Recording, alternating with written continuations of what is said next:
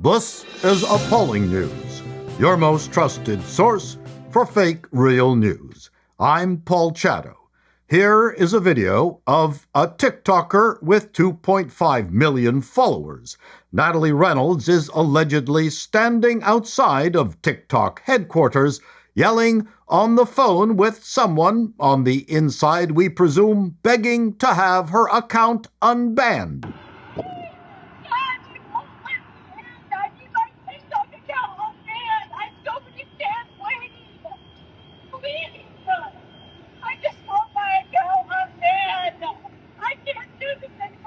I need my TikTok account unbanned. I cannot do this anymore.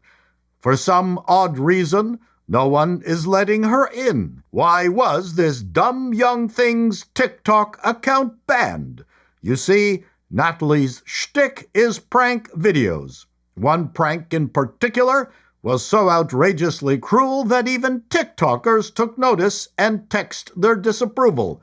Here, in this video, Natalie convinced a homeless woman to jump into a lake in exchange for $20.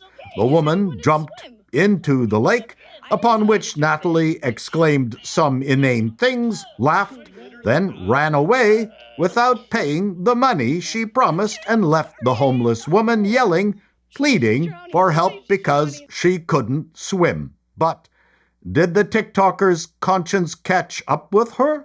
Of course. She opened another TikTok account and delivered this heartfelt apology. I'm a human, and I just want to be treated like a normal person for once. She wants to be treated like a normal human for once. Natalie has 2.5 million followers, who we assume worships every one of her mean-spirited, mischievous escapades. We're certain that's what she considers normal, but when she gets some pushback, that's not the normal she's used to. I know what I did was a horrible mistake. She admits that what she did was a horrible mistake. Interesting choice of word. A mistake is something you realize after the fact. It's an unintended consequence. We're sorry, Natalie, but promising this poor homeless woman money if she jumped into the lake was premeditated. That was the prank. That was not a mistake. You're apologizing because the reaction to your video caused your channel to be banned, not because you felt remorse for humiliating the woman, lying to her, and potentially causing her harm. You ran away from the scene of the crime. But everyone deserves a second chance. Honey, it seems to us you were given too many second chances while you were growing up. Consequences are a bitch. Why else do you think I post so much? It's because I have no friends, no life, and I've had no friends for the last 3 years. Probably because you don't have time for anyone else but yourself. And now the whole world is making fun of me for it. You don't seem to be exhibiting any signs of remorse. Try to put yourself in my shoes. None of you would be able to handle the hate that I get every single day. Translation. Can't you see I'm the victim here? Sure, that fat woman could have drowned, but she didn't lose 2.5 million subscribers. The world literally looks at me like I'm some evil monster and a psychopath. Like, I don't even know if I can take this anymore. Your unfettered concern has hit us hard, Natalie, but we would believe you more if you had said, I went back to the lake, found the homeless woman. I was so glad she was okay. I apologized and gave her $100. Instead, you tarted yourself up, sat in your fancy car, and claimed you were the victim just to rebuild your following on your new channel. Your title, Apologizing to the World, is indicative of the swelled ego you possess, the broken heart from a heartless person. Good luck, you dumb young thing. All of Canada's most prestigious universities have been infected by the woke virus.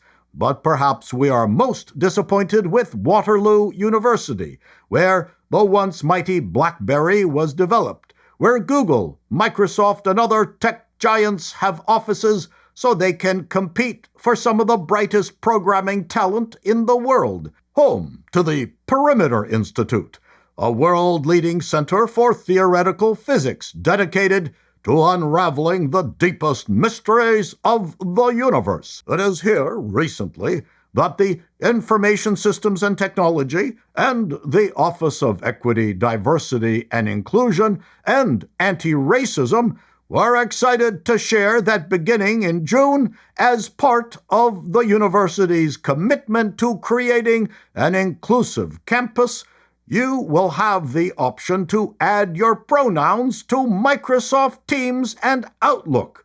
Yippee! We here at Appalling News could not think of a more relevant addition to uncovering the secrets of the universe.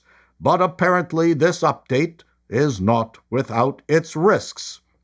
Please be mindful, says the document, when sharing someone else's pronouns. Sharing this information without their explicit consent can put them at risk, especially if it reveals aspects of their gender identity, gender expression, or sexual orientation that they haven't chosen to disclose.